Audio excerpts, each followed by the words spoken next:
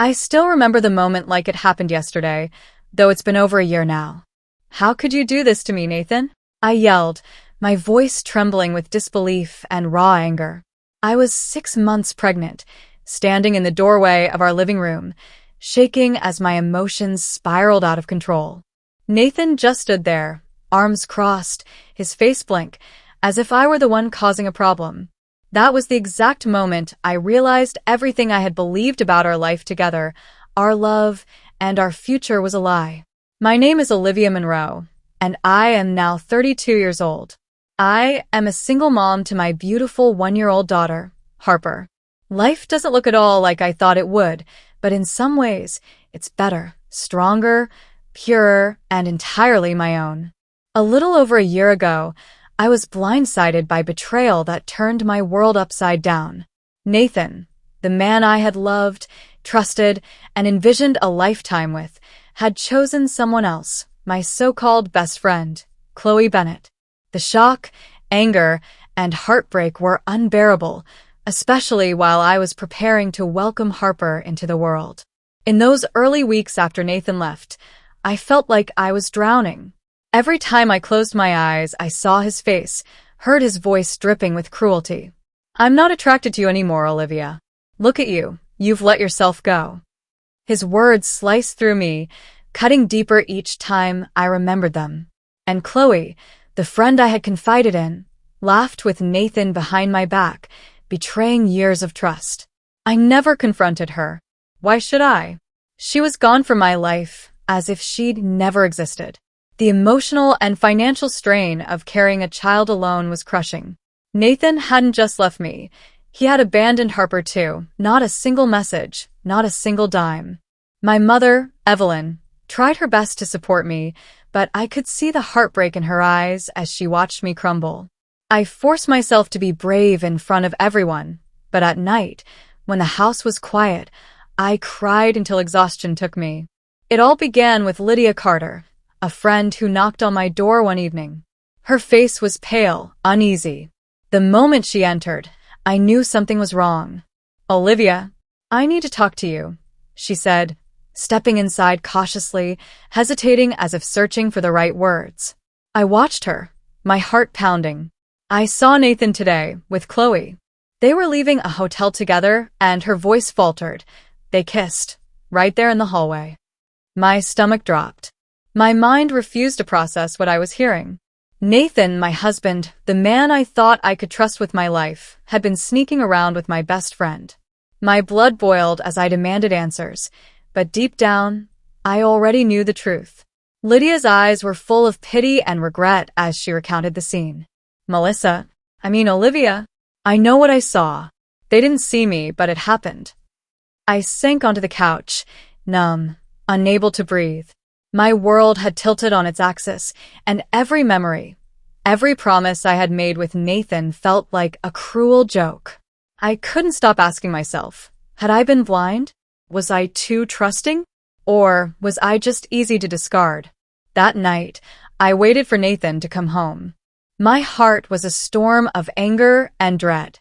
When I heard the car in the driveway, I felt every emotion at once. He walked in casually like any other day, setting down his keys and loosening his tie. I didn't let him get past the kitchen. "How long has it been, Nathan?" My voice trembled, but I refused to let it break completely. He looked confused, then hardened. "What are you talking about? Don't play games with me. Lydia saw you at the hotel with Chloe. Tell me the truth," I snapped. Nathan scoffed. "Lydia? That woman is crazy. You're imagining things, Olivia. There's nothing going on."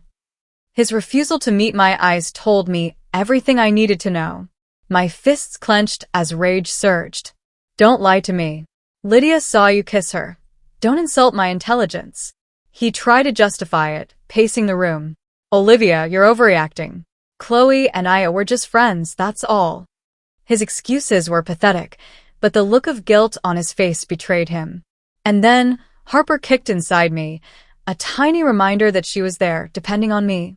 The anger in me was replaced for a moment by a wave of sadness, so heavy it nearly crushed me. "Do you even care about us, Nathan?" I whispered. "About Harper?" His eyes flicked to my belly briefly, but his face remained cold. "This isn't about the baby," he said flatly. I shook my head, tears threatening to fall. "I'm 6 months pregnant, Nathan. And you're telling me it's not dramatic that you've destroyed our family for Chloe?"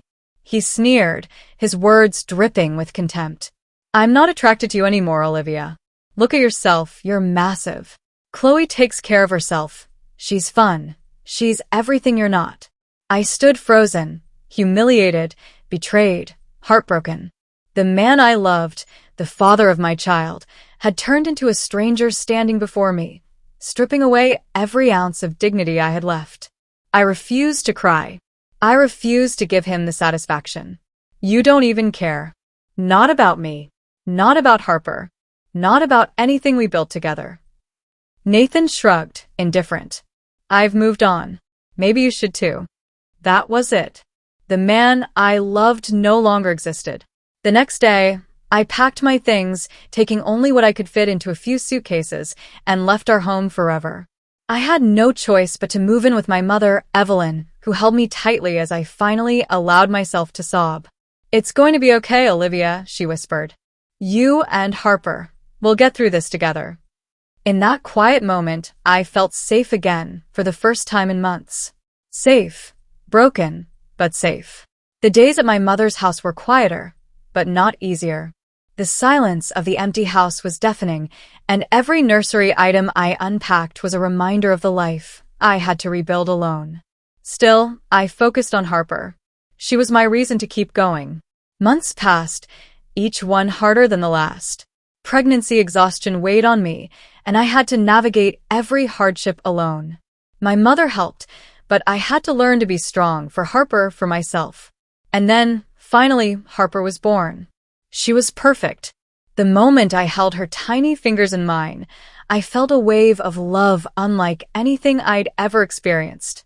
All the pain, all the sleepless nights, every betrayal, it melted away in that instant. Harper was mine, and she made everything worth it. The first weeks after Harper's birth were a whirlwind.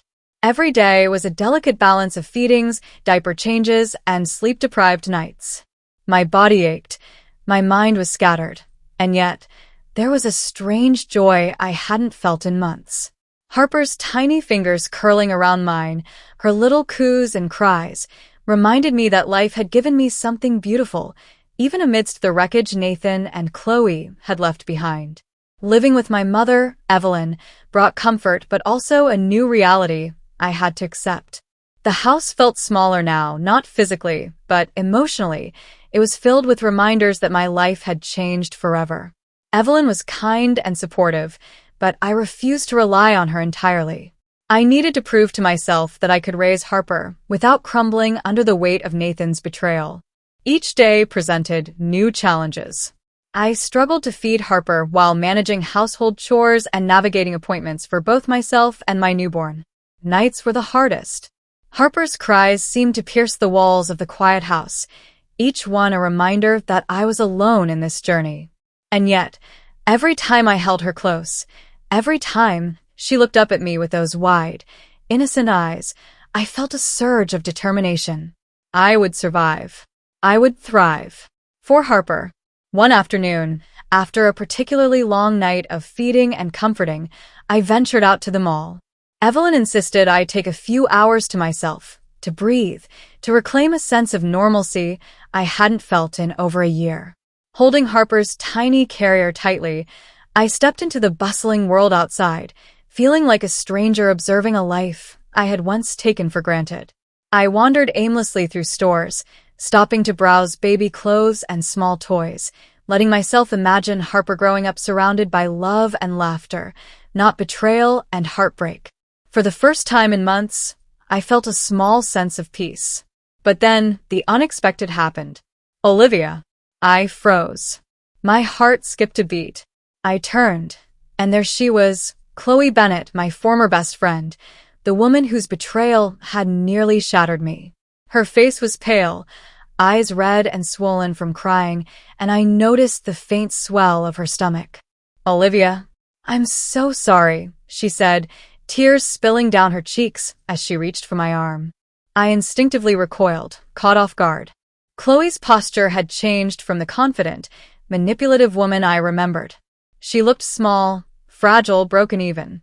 Her clothes were wrinkled, her hands trembling. "I know I'm the last person you want to see," she sobbed, "but I need to tell you everything." I stood frozen, my heart pounding. The anger, hurt, and disbelief came back in a tidal wave. "Nathan left me," she continued, her voice cracking. He lost his job and things got bad. He started gambling, drinking, and when I told him I was pregnant, he just left. I don't know what to do, Olivia. I'm so sorry for everything I did to you." Her words tumbled out, desperate and pleading. "Please, Olivia. I know I don't deserve it, but I need your forgiveness. I was selfish, stupid. I ruined everything. I wish I could take it all back." I didn't respond. I couldn't. I just stared at her, the chaos of emotions in me colliding, anger, pity, disbelief, and a strange satisfaction that karma had begun to touch them. Chloe broke down further, her sobs audible over the mall's hum. People glanced at us, but I didn't care. I stood there, silent, letting her crumble under the weight of her own guilt. For so long, I had imagined a moment like this, her realizing the pain she caused, begging for forgiveness. Yet, now that it was happening, I felt nothing. Not even the flicker of satisfaction I had expected. Finally, I looked at her, one last time, and without a word, I turned away. I left her there, amidst the strangers, tears still streaming down her face. Walking back to my car, I felt a strange mixture of relief and sadness. Part of me wished things could have been different, but the stronger part, the part that had survived the betrayal and birth of Harper, knew there was no turning back. Chloe had made her choice. Nathan had made his. And I had made mine. I would not let them back into my life. When I returned home, however, the day was far from over. Sitting on the front steps, slouched and unkempt, was Nathan. My breath caught. For a moment I thought I was hallucinating. He looked exhausted, disheveled, and reeking of alcohol. The man I had loved, the father of my child, was reduced to a shadow of himself. "Olivia," he muttered, struggling to stand. I needed to see you." I froze, a surge of anger flooding me. How dare he show up after everything? How dare he think his presence here could undo the years of pain he caused? "What are you doing here?" I asked sharply. I'm sorry," he stammered. "I love you, Olivia. I love Harper. Please let me come back. I'll fix everything. I swear I'll fix it." His voice cracked, but all I felt was disgust. The smell of alcohol hit me first, before I could even respond. "Sorry? You left us without a second thought, Nathan. And now you show up, smelling like a bar, talking about love and fixing things." He ran a hand through his messy hair, shoulders slumping. I know I've screwed up. I've lost everything, my job, my money, my family. I can't stop thinking about what I threw away. I love you, Olivia. I love Harper. Please give me a chance." For a brief moment, I felt something stir in me, an old love, a sliver of hope. But it was buried under a mountain of pain. All the nights I cried, all the moments I feared I wouldn't survive, all the trust he shattered, they grounded me. "No, Nathan," I said finally, my voice steady, but heavy with emotion. "You are not part of our life anymore. Harper and I were better off without you. You made your choice, and now you live with it." He broke down quietly, sobs shaking him, and I felt a pang of sorrow for the man he had become. But I knew I had to stay strong, for Harper, for myself. I stepped past him, unlocked the door, and closed it behind me. Inside, I leaned against the doorframe, letting the weight of the day settle. In just one day, both Chloe and Nathan had appeared, broken and ruined by the choices that had once threatened to destroy me. And yet I was standing. I climbed the stairs quietly, peeking into Harper's room. She was asleep, peaceful, perfect in the soft glow of the nightlight. Leaning down, I kissed her forehead, a surge of love washing over me. My life had been torn apart, but now it was mine. Beautiful, fragile, and entirely my own. The days following Nathan and Chloe's confrontations were strange. A quiet sense of relief settled over me, as if a heavy fog had lifted. No more lies, no more betrayal in my immediate presence, just me and Harper, and the life I needed to reclaim. At first, it was terrifying. Being a single mother was far harder than I had imagined. Every decision, from feeding schedules to doctor visits, from late-night cries to diaper blowouts, fell entirely on my shoulders. I had no partner to share the burden, no one to say, "I've got this one, you rest." It was all me. And yet, with every challenge, I discovered a well of strength I never knew existed. Each sleepless night spent soothing Harper, each tear shed in silence, each small victory, like getting her to take a nap on schedule or managing a particularly rough feeding, was a testament to my resilience. I was no longer the woman who had depended on Nathan's love or Chloe's friendship. I was a mother. I was a survivor. I was someone Harper could depend on. Evelyn remained my rock. She helped when I needed her, but never did more than I could handle. I wanted to prove to myself, and perhaps even to Nathan, though he was long gone, that I could do this on my own. Slowly, I began to reclaim not just my life, but my sense of self. I returned to the world gradually.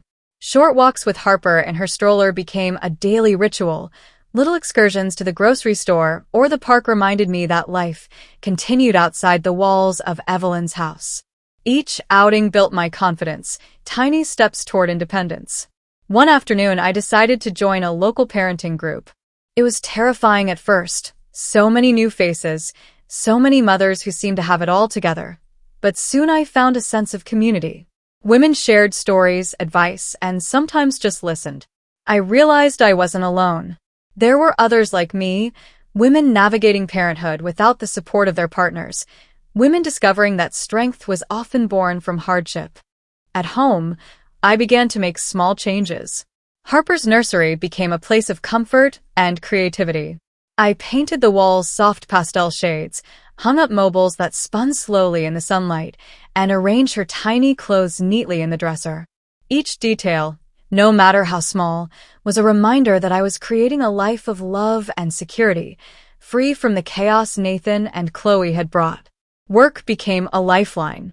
Returning to my career part-time allowed me not only financial independence, but also a sense of purpose beyond motherhood. Balancing Harper's needs with my own ambitions wasn't easy, but it reinforced the idea that I was capable, strong, and deserving of more than the life Nathan had left behind. As months passed, I noticed subtle shifts within myself. I laughed more easily. I felt joy in Harper's discoveries. The first time she rolled over, the first time she clapped her hands, the way her tiny giggles filled the house with warmth. And in those moments, I realized something profound. Happiness wasn't about Nathan's presence, Chloe's absence, or the life I had imagined. It was about the choices I made, the love I nurtured, and the courage to continue despite everything that had been taken from me. Despite my growing strength, the occasional pang of loneliness still hit. Seeing families together in the park, fathers helping their children with playground swings, mothers sharing supportive glances, it stung. But I quickly reminded myself that Harper and I had each other. We were building our own family, one filled with love, security, and trust, the very things Nathan and Chloe had betrayed. One day, as Harper napped, I reflected on how far we had come. I was no longer the woman shaking in the doorway 6 months pregnant, demanding answers from a man who had betrayed me. I was no longer paralyzed by grief or rage. I was a mother, a survivor, and a woman who could face the world with dignity. Then, unexpectedly, life tested me again. One rainy afternoon, I was returning home from a grocery trip when I spotted Chloe outside my building. She looked even more disheveled than before, tired, defeated, her stomach now clearly showing signs of her pregnancy. "Olivia," she called, her voice breaking. "Please, I need to talk to you." I hesitated. Part of me wanted to ignore her completely, but another part, a small, curious part, wondered why she was here. I need to tell you everything," she sobbed. "Nathan, he lost his job. He started drinking, gambling, and I didn't know what to do. When I told him I was pregnant, he just left. I didn't plan any of this. Her words tumbled out, desperate, pleading, trying to reclaim some semblance of my sympathy. I didn't respond immediately. Instead, I studied her, noting the cracks in her confidence, the trembling in her hands, the undeniable truth that life had not been kind to her either. And yet, I felt nothing resembling the relief or closure I expected. Finally, I spoke, my voice calm, measured, but firm. Chloe, I hear you, but you made your choices just as Nathan did. That is not my burden to carry anymore. Harper and we are moving forward, and there is no room for anyone who betrayed us in our lives. Her sobs continued, but I walked past her, leaving her to her own regrets. The satisfaction I felt was quiet, internal, a sense that justice, in its own way, had been served. The people who had once sought to harm me were now broken by their own actions, while I was standing tall, rebuilding a life filled with love and purpose. Back inside, Harper crawled toward me, her tiny hands reaching up. I scooped her into my arms, feeling the warmth of her body, the rise and fall of her tiny chest. Every worry, every sleepless night, every pang of heartbreak seemed to fade in her presence. This was my life now, my choices, my love, my resilience. And slowly, with each passing day, Harper and I were creating a world where betrayal and heartbreak had no place, a world filled with the kind of love and security I had always dreamed of giving her. Time passed, and Harper grew into a lively, curious little girl who brought light into every corner of my life. Each day was a mix of challenges and joy, but as I watched her explore the world with wonder, I realized that life was no longer something I endured. It was something I embraced. I had become a woman I barely recognized from my old life. Gone was the trembling, heartbroken Olivia who had once confronted Nathan in our living room, pregnant and abandoned. I had learned to stand firm, to trust myself, and to build a life worth living for both Harper and me. And yet, the universe, in its own strange way, had one final confrontation in store. It was late afternoon when I returned from the park. Harper was napping, the house bathed in the soft glow of the setting sun. I set my bag down and noticed someone on my porch, a familiar figure, hunched and looking utterly defeated. My stomach clenched. Nathan. Gone was the confident, entitled man I had once loved. This man before me was broken, disheveled, and carrying the weight of his own mistakes. His clothes were wrinkled, his hair messy, and the faint smell of alcohol clung to him. For a moment, I questioned whether I should even respond. "Olivia," he muttered, voice hoarse, eyes red and glassy. I need to see you." I took a deep breath, grounding myself in the strength I had cultivated over the past year. "Nathan," I said steadily, my tone calm but firm. "What are you doing here?" He shuffled closer, leaning against the doorframe, hands trembling. I know I've made mistakes. I've lost everything, my job, my money, my family. I love you. I love Harper. Please let me make it right. I'll do anything." The words fell flat. I could feel the weight of all the nights I had cried alone, the months I had fought to rebuild a life while he was nowhere to be found. His apologies were empty gestures, attempts to reclaim what he had thrown away. "You left us," I said, my voice steady but laced with steel. "When I was 6 months pregnant, when Harper was born, you abandoned us. You don't get to walk back into our lives now, smelling like bars, speaking of love. Harper and I were better off without you." Nathan's face crumpled. Tears streamed down his cheeks as he dropped to his knees on the porch, the weight of his failures physically pressing him to the ground. I know I don't deserve anything," he whispered. I've lost everything because of my choices, Olivia. I was a fool. Please just let me be part of Harper's life. I'll do anything to make it up to you." For a moment, part of me felt pity. This was the man who had once shared my dreams, promised me forever, and shattered it all. But pity was fleeting, replaced by clarity. I had survived without him. I had raised Harper without him. I had rebuilt my life and my heart without him. I am not responsible for your redemption, I said firmly. You had your chance, Nathan. You chose to abandon us. That choice is yours to live with, not mine to forgive.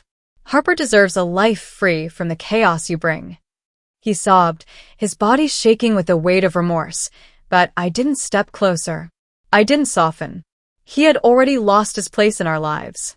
Closing the door, I leaned against it, exhaling slowly. For the first time in over a year, I felt completely at peace.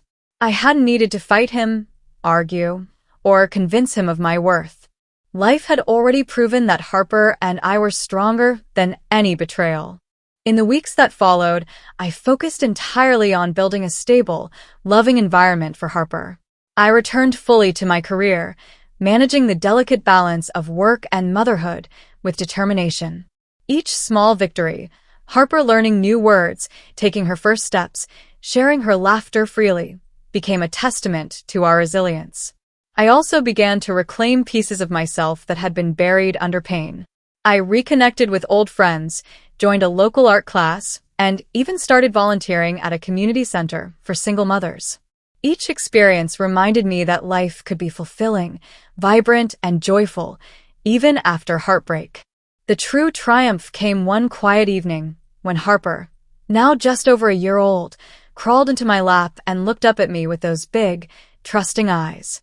"Mama," she whispered, wrapping her tiny arms around my neck. I held her close, feeling the depth of love and gratitude that had carried me through months of hardship. "I love you, Harper," I said softly, "more than anything in the world." And in that moment, I understood something profound. Happiness was not something Nathan or Chloe could give me. It was something I had cultivated, nurtured, and claimed for myself. The life I had envisioned with them was gone, but the life I had now, built on love, resilience, and hope, was infinitely better. From that day forward, Harper and I thrived. Our home was filled with laughter, learning, and warmth. I watched her grow into a confident, curious little girl, and I knew that everything I had endured, the heartbreak, the sleepless nights, the betrayals, had led me here, to this life I could be proud of. Nathan and Chloe faded entirely from our lives. I learned that closure didn't always come from confrontation. It often came from living fully, choosing joy, and protecting what mattered most. Harper and I were our own family, bound by love stronger than any betrayal could ever break. Sometimes, late at night, I would pause and reflect on the journey we had taken, the tears, the anger, the sleepless nights, and the endless challenges. And in those quiet moments, I would smile, knowing that we had emerged stronger, braver, and happier than ever before. Life had tested me in ways I never imagined, but I had passed every test. And as Harper slept peacefully beside me, I whispered a silent promise. I would always protect her, always love her, and always choose a life filled with light, no matter what darkness tried to enter it. We had survived the storm. And now, our future was ours to shape, beautiful and unbreakable.